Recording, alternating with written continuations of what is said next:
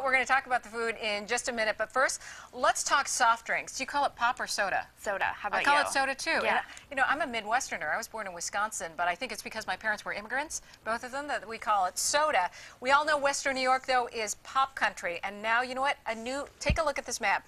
A new Twitter study is just confirming it. An Ohio State researcher made this pop based on people's tweets from around the country.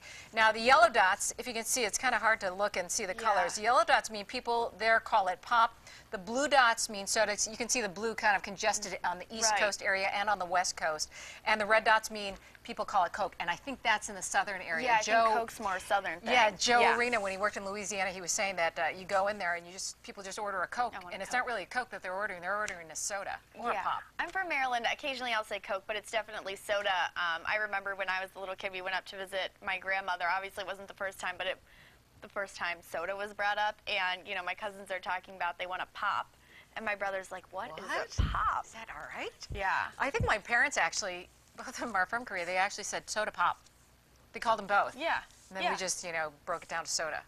I think it originally was soda pop, and then it kind of and got, then, it abbreviated. It's definitely, I've seen other things like that circulating around on Facebook, you know, regional differences. Exactly. So either way, you're going to get a soft drink. Right.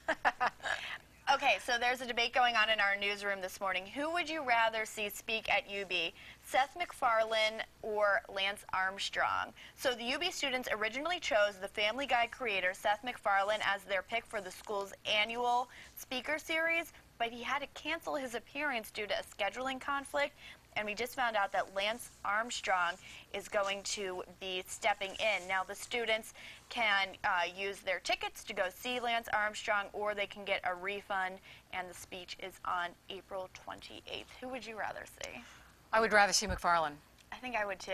And, you know, for some reasons one of them is because I've heard many interviews from, you know, Lance Armstrong, from everything from his battle with cancer to his 7 runs with the yellow jersey on the tour. Right. I just think MacFarlane, I love that he is like the American dream. He created the show, and I mean, the chances of becoming a success with that, especially in Hollywood, are just like this much. And he could actually teach the college students or whoever goes, that, you know what, you believe in something, you can actually go and do it these days still.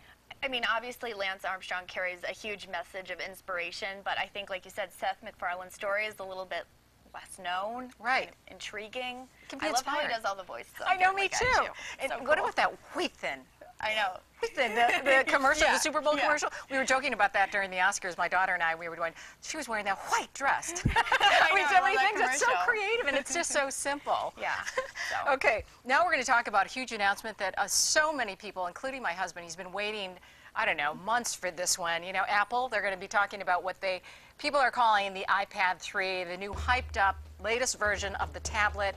Now, this is a video you have to see. Atmos Studio, an animation company, posted this very creative video of what they imagine. It's not true. It's not sponsored by Apple.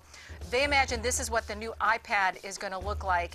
In their world, the touchscreen would go right to the edges of the device, kind of like one of those pools that go right over the edge. Right. And you could link the iPads together so they could actually share one big screen, almost like those multiplex. That's pretty cool. I mean, I don't know how they made that video, too. They probably did it on an iPad. But this, we have to say, this was not made by Apple. Right. It's just what somebody speculates. That's how much people are into the iPad and all the Apple products, is that they actually create things like this, and it's been hit so many times on YouTube.